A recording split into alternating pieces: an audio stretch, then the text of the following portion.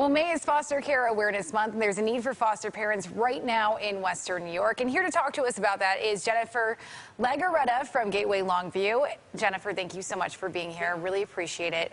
Tell us about the need here in Western New York. How many kids are in need of foster parents? So on average, about 900 kids are in need of a foster home placement within Erie County. And what we look for in terms of finding foster parents are people that are willing to advocate for the needs of children. Okay, absolutely. So obviously when there's, about 900 kids that are in need of these foster care situations, what kind of situations, I know you can never talk specifically about families, but what kind of situations can these kids be in? Usually it is a safety concern at home that the authorities have deemed unsafe for them to maintain there. So they have asked for them to be referred to different contracted agencies and for them to be placed in a foster home. And so some of those concerns might be medical or educational neglect and also extending to sexual and domestic abuse. Okay.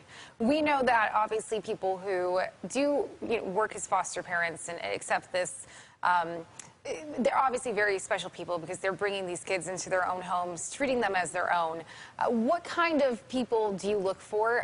What kind of qualifies somebody to be a foster parent? That's a great question. We really look for people that are willing to advocate for children's needs and to really be committed to dedicating some time to attach and connect with them and to build a positive connection. So we look for people that are able to be flexible and really willing to collaborate and are able to lean into the gray and the unknown of foster care because sometimes things take quick turns and you really can't expect things and to be able to just kind of go with it.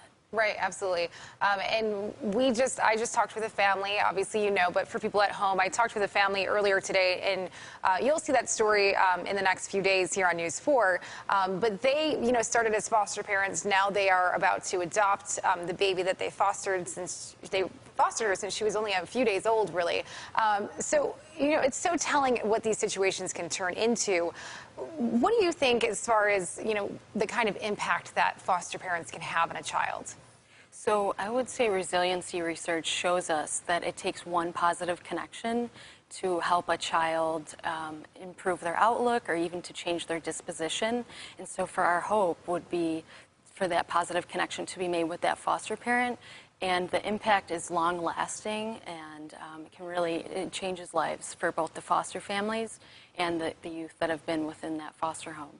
And the goal is always to get the foster children back with their families, correct? That is correct. So foster parents work in tandem with the agency and the biological parents to work towards reunification.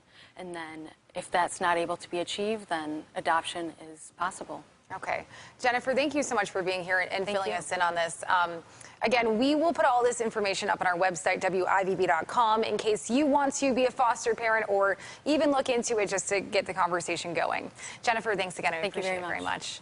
Right now, we're going